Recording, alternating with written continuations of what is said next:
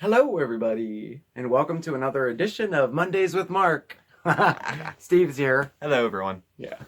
I thought, tonight, instead of the crafting and all the fun stuff, I thought we'd take a little more of a serious note, and I decided to share my recovery story with everybody.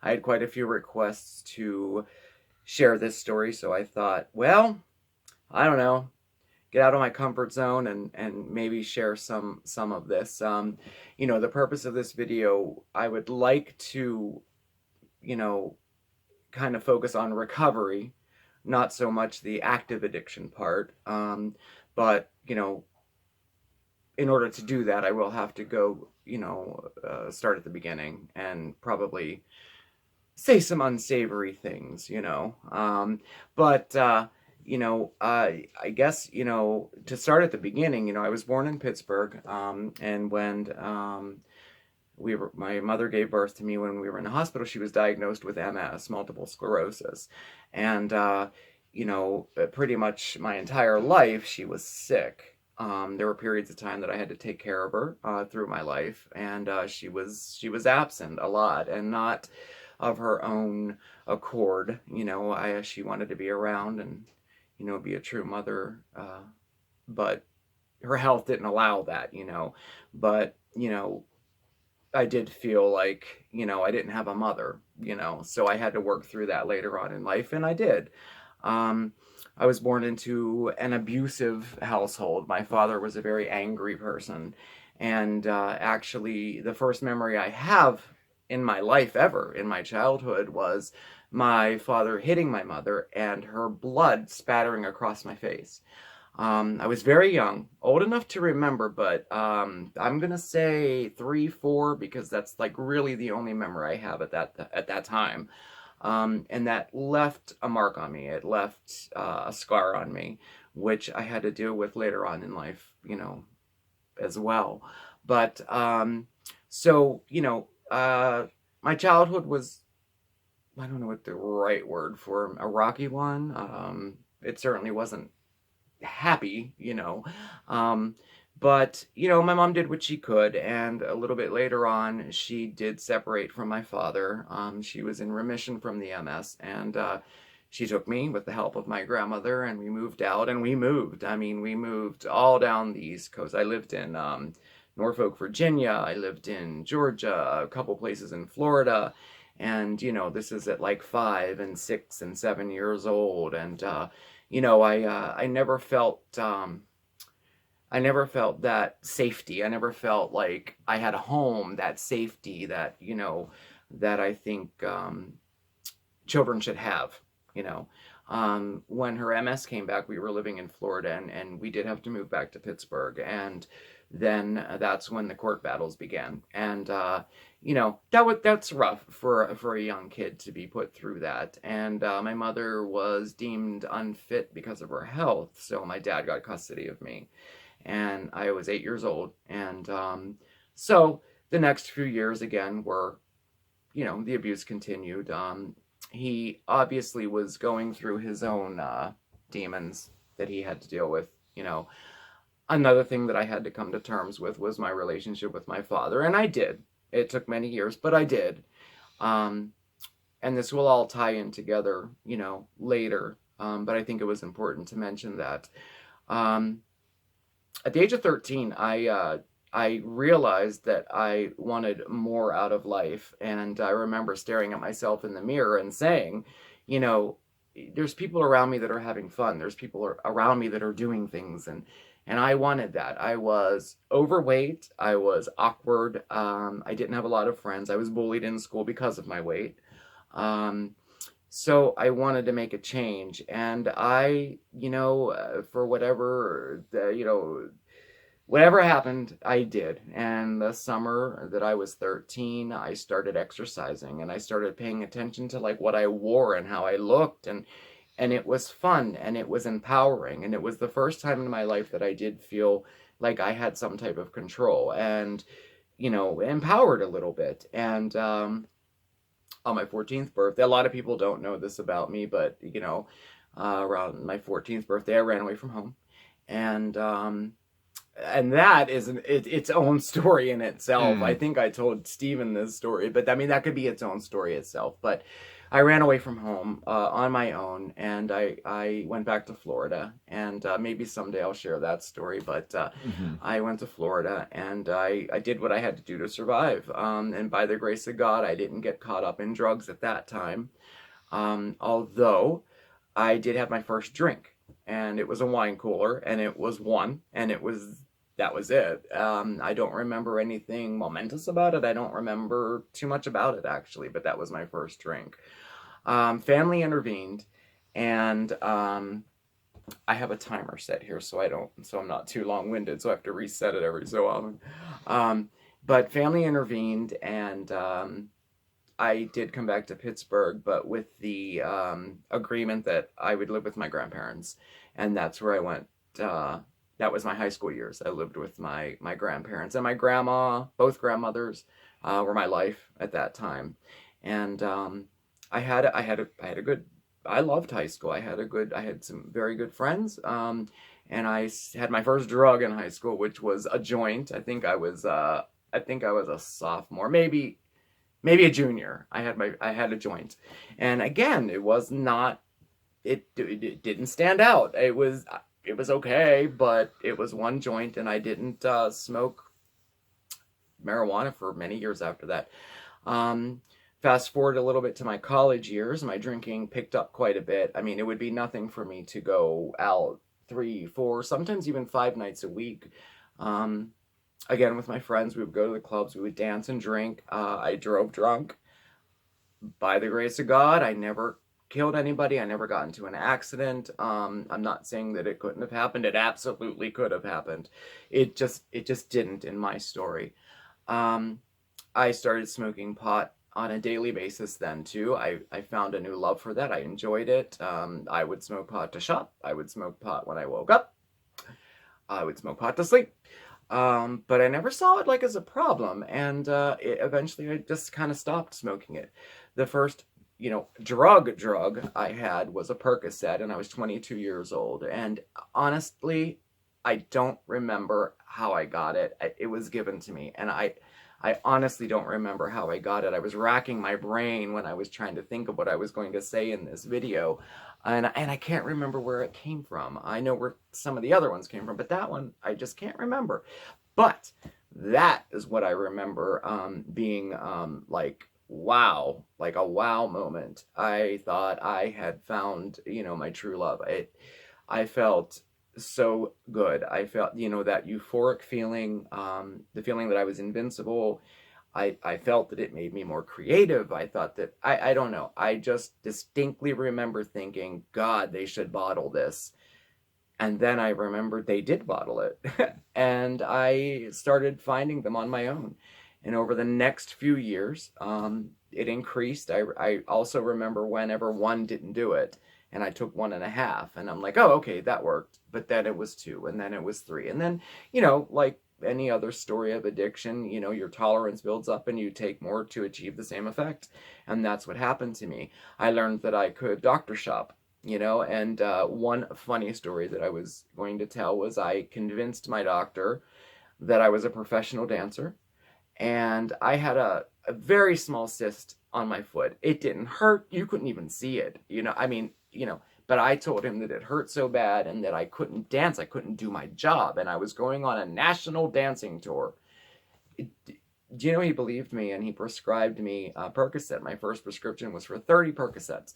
And I was like, yes, that's great. And I would tell him that I'm back in town. I need my prescription refilled. And I went through all the referrals. He referred me to an orthopedic surgeon, and I followed up with that and all this and that. But I did get to the point where he finally said, I can't, this is your last prescription until take care of this. And it probably, needs to be removed surgically. And then that was the last I saw of him. But then I learned that I could buy them. I learned that I could get them off of friends, and that's what I did. And it became out of control. By the time I went into my first rehab, I was taking 35 Percocet a day. And I went into my first rehab, which was Greenbrier in Pittsburgh. And I had no idea what I was getting into or what it was. But I do remember the first time knowing that I may have a problem, or I was on vacation with a friend of mine. We went to the beach, and I didn't have any pills with me and didn't even think about it or anything. But I got sick because I didn't have it. I thought I had the flu or something. It was the middle of summer, and then I realized that I did not have my pills with me, and I was sick because of that. And I remember only thinking two things. One, either, man, I better make sure I have enough pills to take every day, or two, I might want to do something about this, but I didn't know what. So I continued to use pills until I went into my first rehab. And that was an interesting journey. It was my first time in rehab. It was all very new to me. I was introduced to recovery and NA and AA and the 12 steps. I was introduced to other addicts for the first time. And it was a good experience. And I ended up staying clean for a little while after that. I mean, maybe 6 months after that. And then I remember thinking, I'm cured. I have this. I don't, it's okay, I can try it again. And I got a Vicodin off of a coworker of mine. And then we all know how that goes, and I started taking more and more again. I started buying them again, and then I started stealing them off of my family. My grandfather had a shoulder replacement, and I started stealing his pills. He would give them to me from time to time, but I would steal them from him, and he needed them. And then I was introduced to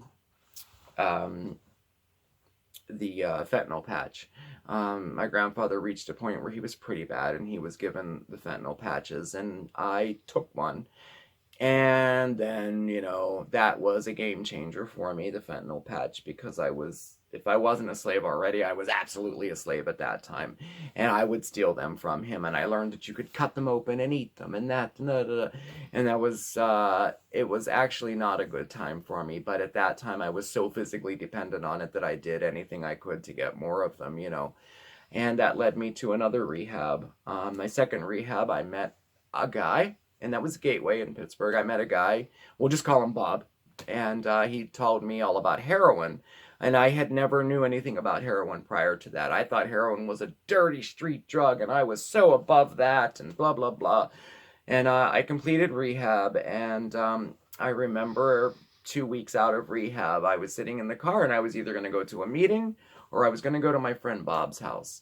And that mental gymnastics we play while I went to Bob's house. And he introduced me to heroin, and he actually administered it to me. And as he was administering it to me, he said, "Welcome to hell." And no truer words were spoken. The next 10 years, it was a living hell. When they say in the rooms of AA and NA, jails, institutions, and death, it's absolutely true. And I experienced all of them. I was incarcerated for grand theft, for possession of paraphernalia, possession of drugs. I was in jail a few times, actually. Institutions, I was in 7 rehabs, and I was in 5 psych wards. And I OD'd 3 times. And the first OD was pretty traumatic. They had to bring me back, and it affected, addiction in itself affects everybody in your life, in my life. I'm trying to keep this about me. Affected everybody in my life, from romantic relationships, partners, to friends, to family. Nobody was exempt. Co-workers, my job, everything. And I think what Stephen pointed out to me, and I think, wow, it is interesting, was the disparity. I try to live my life today as a good person and a friendly person, personable. I try to help people. I try to be a good person. In active addiction, I think we all are, distorted versions of ourselves. And I'm certainly no exception. I've lied, cheated, I've stolen. I've done very, very bad things in my life. People would be surprised to know that I could take apart a car for its parts. People would be surprised that I could go into a house and strip it of all its copper to sell. I stole from my employers. All these things seem so foreign to me today. Very, very interesting. But, I don't want to get into all the people that I hurt and this and that. That can be for another story, another time. But the point is that I was a very, very different person at that time. And even today surprises me the things that I did to get what I needed. I'm not going to say it wasn't my fault, but when you're in an active addiction, the choice has been made for you. And I do believe that. Today, my life is such a blessing. Recovery. Recovery. I don't know what that aha moment was. I really don't know what happened. My last rehab I went into was Coforge, and it was a very, very good experience, an enlightening experience.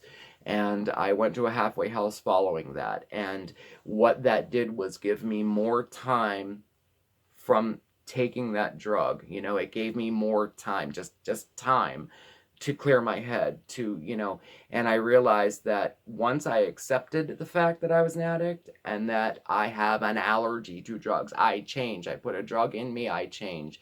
I accepted that. Some doors opened for me, and I was able to control the things that I could control. I could do things in my life that would make my life better. And I did those things, and I tried to approach it in a multifaceted way. Now, I didn't do this myself. I reached out for help, professional help, help from friends, help from family. You know, I did everything that I could. And I do believe that, you know, you have to take care of the mind and the body and the spirit in addiction. That was my experience. But the turning point for me was when I finally accepted it. I wouldn't say necessarily surrender, but I would say acceptance. I accepted it, and what can I do to make my life better? And I did those things. I reached out for help professionally, and I had therapy, and I dealt through those issues of my childhood that I thought just didn't matter. You know, I was an adult. None of that mattered. Just get over it. No, it does matter. Those things are with you through your whole life. And I dealt with, you know, an abusive father and an absent father. I dealt with a mother who wasn't there for me. I dealt with having my childhood robbed from me. I was very upset about that for many years, that I didn't have a childhood, and that I had to grow up so very fast and so young, and that I had to take care of myself when the people around me, you know, like my mother and father, should have been taking care of me. You know, I realized the fact that, you know, as an adult, I was seeking, you know, people to give me safety and comfort and make my decisions for me. I didn't realize these things until I worked through the issues of my childhood. That helped me immensely. Taking care of my body helped me immensely too. Exercising and eating right. You know, nurturing my spirit helped me a lot. I pray every day today. And, you know, it might not work for everybody, but it works for me. AA, the big book. You know, I don't think it's bad. It wasn't in my experience that it worked for me. I don't go to meetings today. I did at one point, but I don't today. My opinion was, and my experience was, they accepted me and loved me and helped me as long as I followed their rules. And the first time that I didn't, or had a thought that was outside of what they were saying, I was an outcast. And that was my feelings. That's what I felt with them. Not everyone has that experience, and I'm not knocking it at all. I think the 12 steps are great, you know. I mean, I essentially do an 11 step every night. I mean, you know, when I go to bed, I look back on my day and think, could have I done something better? Did I hurt anybody? You know, can I put my head down and sleep okay, you know? So Stephen was a big part of my recovery story too. You know, I met him when I was very early in recovery, and, you know, I think, do we still have time, or am I talking too long? We got about a minute. About a minute? Before this cuts off, unless we want to go into part 2. Okay, well, we can go into part 2. Okay. Does that work for you? Yeah, we can do this, and then we'll cut it. Because it's just going to cut off. Okay, we're going to take a short break. I'll be right back. And then we'll come back for part 2. Yeah. So stay tuned.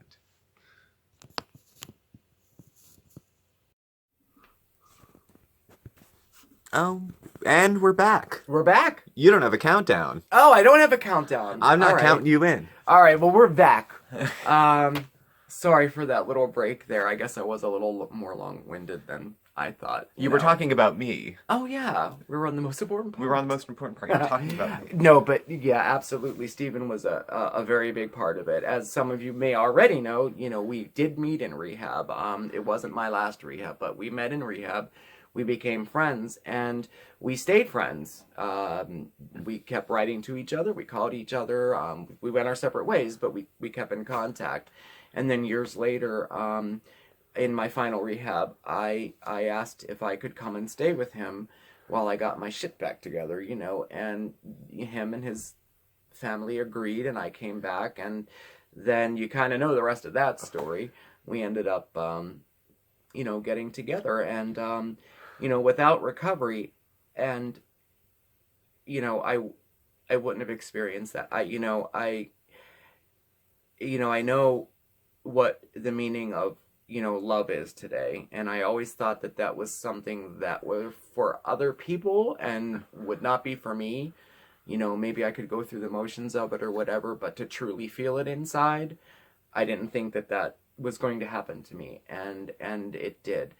And not to tell Stephen's story, but being that he is a person also in recovery, we had a lot to relate to in that way as well, and we were able to support each other in that way, and we did. He helped me out a lot, immensely, and I'm very, very grateful for that part of it. I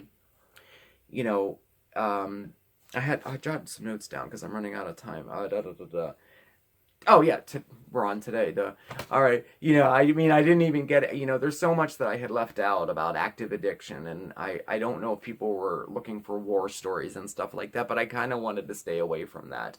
I had a suicide attempt. I sliced my wrist and had 13 stitches put in and ended up in the psych ward, and there's so many things that I could go into, but I chose not to because I really wanted to focus on today and recovery. Part of today is, I had to deal with the wreckage from my past. I had to deal with the guilt and the shame that I felt for the people that I had hurt, for the ruined relationships, for the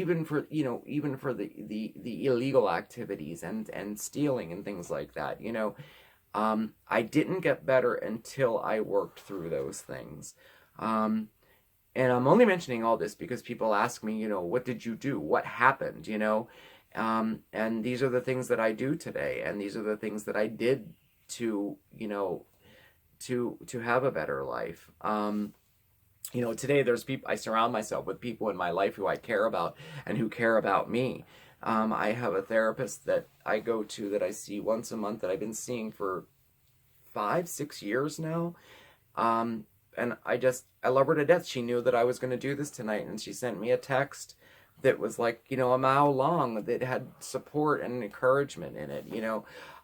These are the relationships that I have today. And, and I try to give back that way too. I try to be, a partner that a partner would want to have. I try to be a friend that a friend would want to have, and even I try to be a client that the therapist would like to have. I try to put in my work. I don't think it should be all on her, the other things that I do pray every day. I said in another video that I'm not religious, but I am a spiritual person. Part of me being grounded every day is that I pray every day, and then I list what I'm grateful for. And, gratitude is a big thing for me. And they say that, a person, that has gratitude in their heart will not relapse. Well, that's been my experience. I don't know if that's true or not, but it has been my experience. And, I said my experience. This was all my experience. I didn't want to say, that anybody else is wrong for doing it a different way. When I mentioned about AA and NA, I just feel that we are not cookies cut from a cookie cutter. I think that there are different things that work for different people. This was my journey. When I very first got clean, I told you about like the space between my last drug, the time. I went to a halfway house, then a sober house after, just to get more time. I also used medication, assisted treatment. I used Suboxone to get clean at the beginning there. Whatever tools I had, I tried. and these were the things that worked for me. And today life is beautiful. Life is really good. You know, when things come up, like I had some medical issues come up, you know, I was able to deal with them much better, and I didn't want to relapse over it, you know.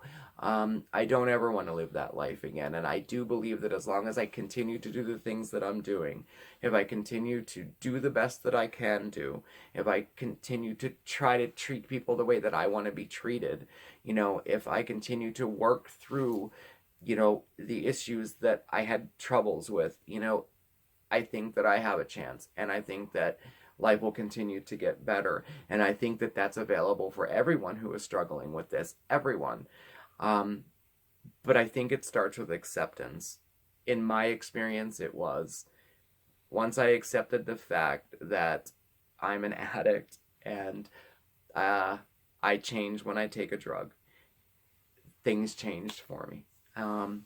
So I don't know. I think that's about all that I have. I hope I ended on a positive note. I'd say so. Okay, On a I hope positive so. note, and a minute and a half And left in a of minute and a storage. half left. Oh, You wow. killed my camera and just about yours. Okay, So- well, that's good. Listen, thank you everybody for watching. This was a little uncomfortable for me, but I'm glad I did it. And, you know, maybe there'll be more, you know, in the future. But thank you so much for watching. And if you liked this, you know, please subscribe. Please give me the thumbs up. And if you have any questions or comments, you can comment below. Thank you again for watching. Bye. Bye.